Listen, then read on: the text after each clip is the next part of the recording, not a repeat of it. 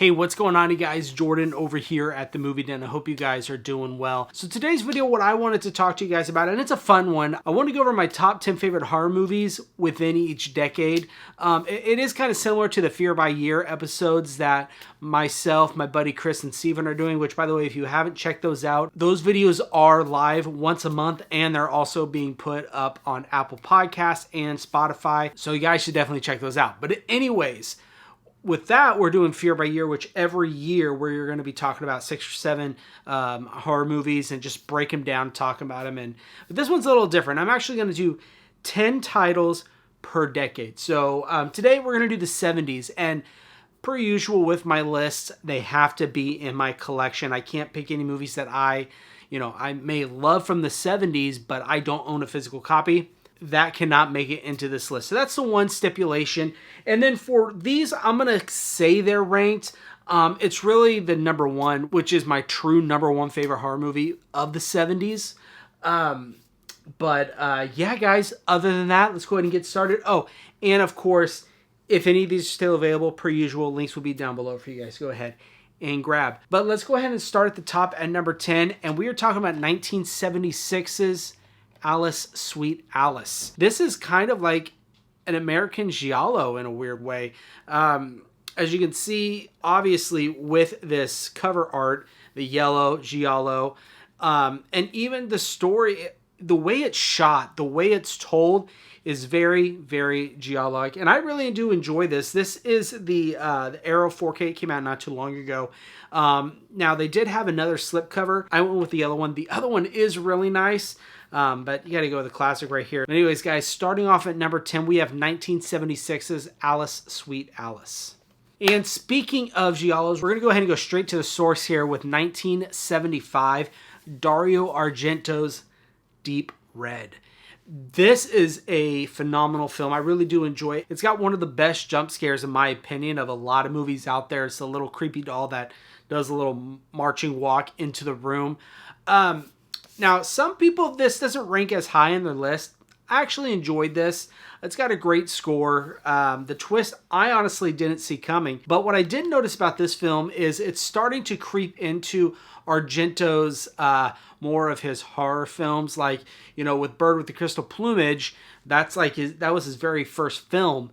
And it's more giallo. This one touches on the horror aspect a little bit, and then we really dive into it here in just a bit. But that's going to be my number 9 for this list of some of my favorite horror movies of the 1970s. We have 1975, Dario Argento's Deep Red. All right, guys, moving on to 1979. This one is an absolute classic.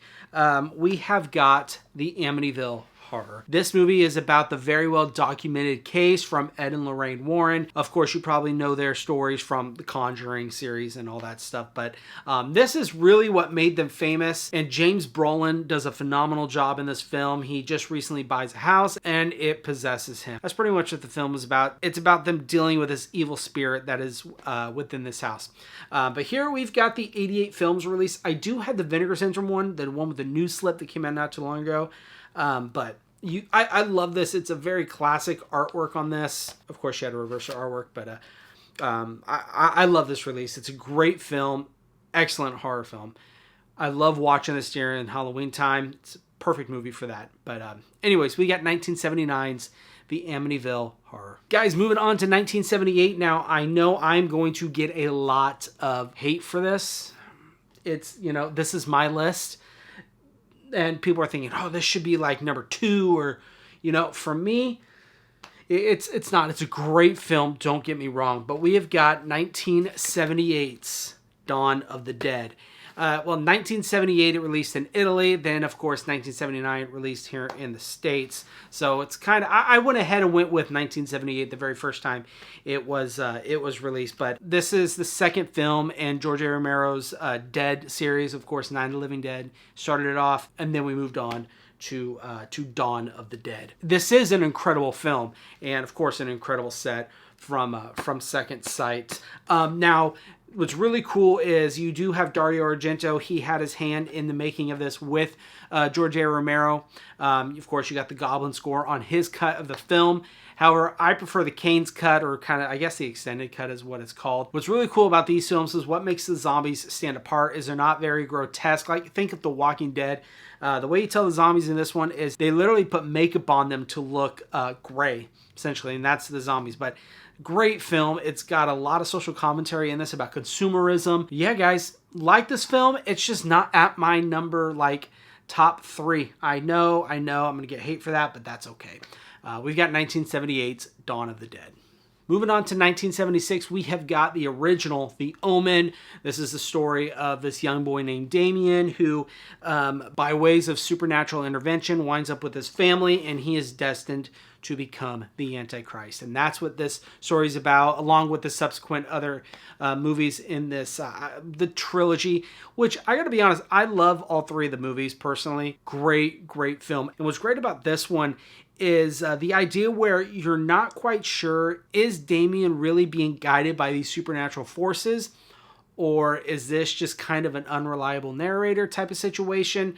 Of course, you find in the film that yes, he really is intended to be the Antichrist. And but yeah, I love this film. I think it's a excellent movie. We have got 1976's The Omen. All right, number 5, we are moving over to 1977. Now, I did talk about Deep Red, how I talked about it's got its horror elements, and then we're going to crank it up a notch a couple years later.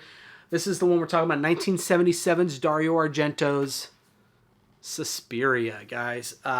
Incredible release from Synapse Films. I don't know what they did, what kind of magic they did for this film. This transfer is probably one of the greatest 4K transfers I have ever seen. And being a movie from 77, I mean, it rivals it looks way better than modern day film. The way Argento shot the film really aided to this restoration, the way it looked. But not only that, incredible score from Goblin.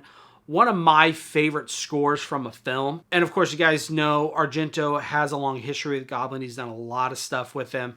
But this one is just a straight up horror film at a dance studio, and it involves witches. And it is a fun film. You guys need to check this out if you guys haven't. It's a lot better than the remake. Now, the remake is good, and the remake kind of, it has the same foundation, but it definitely does its own thing. So, but I love this film. Check it out if you haven't. 1977's Dario Argento's Sesperia. Number 4, guys, we are moving on to 1973. Now, this is really the first movie that ever truly scared me. And I mean, I guess makes sense. I was young. I was like 4 when I saw this film. But I remember watching this as a kid and trying to watch it, and I couldn't finish it. I asked my dad actually to turn off the film. I remember I was really little. But we have got William Friedkin's The Exorcist. Iconic film, iconic score based off of the novel. But this movie, it is so well done. The makeup effects alone in this movie is incredible. This is a great release. This is from Warner Brothers UK. It's their nice little chunky box. It's not the Bible edition. That's the one that I'd love to get, but to get that, it is pretty ridiculously pricey. But this is, of course, you can see the steelbook. Great artwork on the steelbook. Incredible film, guys. 1973's The Exorcist. All right, guys, so number 3, we are moving up 1 year to 1974. And, of course, we're talking about Tobe Hooper's The Texas Chainsaw Massacre. Now, I did just do a Beyond the Blood podcast episode with Beyond the Blood. I got asked to be on their podcast episode. That should be releasing today, so check that out. We did a commentary on the Texas Chainsaw Massacre, or reacted to a commentary on Texas Chainsaw Massacre. Guys, this movie, it stands the test of time. I mean, there's stuff that people are, I don't want to say figuring out, but noticing that are kind of relevant today in this film that was done in 74, and it's still happening. The use, lack thereof, of blood in this film is, of course, iconic. That there really isn't much. The way this film was shot, some of the camera work in this is incredible. The score is also amazing, how it's just like industrial sounds, saw blade sounds. The opening shot is like just sets the tone for the entire film, which was actually a post-production thing. They went back and did some reshoots, and that was done post-production of the film. It was a very low budget film, which I think gives it the charm that this film has. And it just does a great job of making you feel uncomfortable. I could speak for hours on this film. I think it's an incredible piece of film history right here. But we've got 1974's The Texas Chainsaw Massacre. Guys, number 2, we are moving over to 1979, and this is the new release from Arrow Video. Blue Underground did have a release, but I'm going to show you the Arrow Video one right here. We have got Lucio Fulci's Zombie, the godfather of gore, as he has been called in the past. This is my favorite zombie film, and I think, just my opinion, I do prefer it over Dawn of the Dead. This is such a fun film. A zombie fighting a shark. Where else are you guys going to get that? The special effects are incredible. Of course, you know, Fulci and his famous Fulci gore. You know, a lot of this film, of course, doesn't make sense how it's told, and that's kind of the thing with most Italian films. A lot of Italian horror films just go for shock factor, and this is no exception, but it's still an incredible movie. Of course, the iconic scene of the zombies rising out of the sand, and then of course this is probably the most iconic scene of the entire film. Great movie, love this. But we've got 1979's Zombie Flesh Eaters, Zombie 2. There's a lot of names for this. All right, guys, and number 1, if you guys know me at all, which I'm sure a lot of you guys know which one I'm talking about, my number 1, and this is my number 1 favorite horror film of the 1970s, actually of all time. This is my favorite horror franchise. Of course, we're talking about 1978's John Carpenter's absolute masterpiece, Halloween. I mean, what can be said about this film that hasn't been said already? John Carpenter's score, of course, he did the music for this movie. You got Jamie Lee Curtis, whose mother, of course, is Janet Leigh. This is her film debut in this. And guys, this movie, this movie means a lot to me.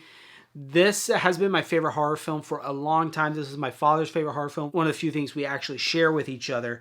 And he actually introduced this to me at a very young age. This was kind of one that was always played even outside of Halloween time. So you just kind of had to like the movie or just had to deal with it. And I absolutely fell in love with it. I think Michael Myers is the perfect villain. He is literally evil himself. That's why they call him the Shape in the first film. And then, of course, the second one, they go ahead and, you know, mess with a lot of stuff. With them being siblings, they try to capitalize on the fact of the whole Empire Strikes Back, Luke, I'm your father thing.